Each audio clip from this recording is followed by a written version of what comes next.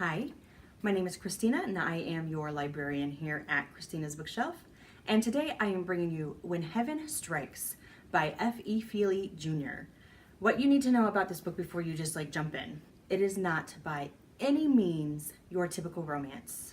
It's not, meet cutes, kind of fall in love a little bit, have a huge disaster, falling out, and then bam, back together. However, as the cover portrays, as the name of the story goes, When Heaven Strikes, there are many storms within this book, literally and figuratively.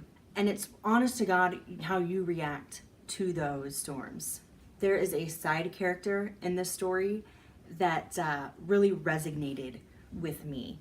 I have been a member of a fundamentalist church. I have followed their rules, and I loathed myself for a very long time. I felt compassion, anger, hurt, betrayal, and one of the things you're really going to have to learn about yourself is if you're able to give forgiveness in a most troubling situation. So the story isn't just a story. It's kind of an eye-opener of who you are, what would you do in this situation, and stop and think, what would you actually do? Because initial reaction is, man, I would beat this person doesn't deserve this, blah, blah, blah. But there are so many people, allies, members within the LGBT community who have been this side character. So stop and ask yourself, what would you do?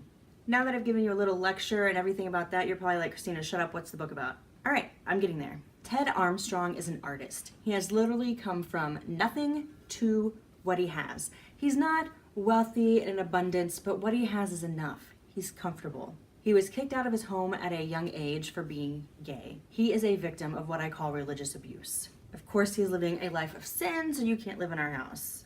Forget every other lesson that the Bible could possibly teach you. Forget every teaching that Jesus gave. Just get out of my house. And so he's lived on the street, he's sold his wares, he's tried to become something, and now he finally is. And it's, I think, magnificent to watch how he is as a human being with everything that he's gone through.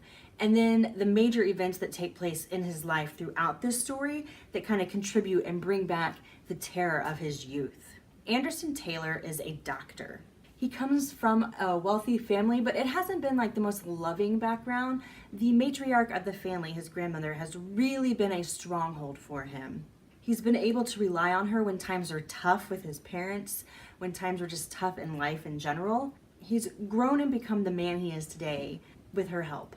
These two meet thanks to Grandma's dawdling and affairs, and it's quite adorable seeing them meet and their thoughts and feelings and how they kind of swoon over each other. But one is taking a break from relationships, and the other one really doesn't know how to be in a relationship because it's been so long. So it's quite fun and cute to watch them stumble over each other just to get to a date, let alone the process of dating. And as I said, they want to take it slow, but it kind of doesn't happen. And from there we watch them get stronger and stronger as storms brew. In this book, you are constantly accosted by a religious zealot. He's the side character that I say you're going to have to stop and really watch him. And at the end, you're going to have to ask yourself, are you okay? Because once I met this character, I said, I know this guy. A part of this guy lives with me. A part of this guy I used to be. And it flooded me with shame. But knowing that I left that behind, I've moved forward. I do what I can now as an ally, as a member of the LGBT community. I don't know. I guess I need for everybody to really stop and focus. I think that's the huge point here, is really stop and focus. Take a glass of wine, drink it, mull over it, and then decide how you feel. There are so many feelings that you're going to get with this book. The two main characters, though, are such a riot. Their banter is just perfection. I love them. They're smartasses, but they're also very honest. They both know what they want, and they're both working to get there through the storms. I am in love with this book, in love with the different messages, the teachings that came along with it, and I am giving it 5 stars. I cannot promote or suggest enough that you read this book. When Heaven Strikes by F.E. Feeley Jr. I'm going to leave the Amazon link down below for you so you can one-click it and be on your way. If you've enjoyed my review, I'm going to ask that you give me a like. Leave me a comment. I love to interact with all of you guys. And go ahead and hit that subscribe button. I try to get stuff out for you every Sunday through Thursday. Sometimes I can't hit a day, and I never know what time. So that is the magic of the subscribe button, is that you will get a notification when I have something new for you. If you like me and think this chick's pretty awesome, down below I'm going to leave my Facebook and my Twitter.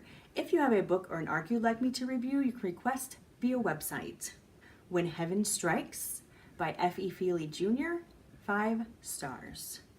Bye. Hi, my name is Christina. I'm your librarian here at Christina Bookshelf, and today I am bringing you The Haunting of Timber Manor by F.E. Feeley Jr., published by Dreamspinner Press. This is the 2nd edition. One of my favorite things about this is that it's the Memoirs of the Human Race #1, which means we'll get a #2!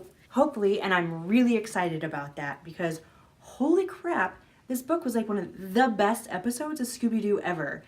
And at the end, there was nobody wearing a mask. The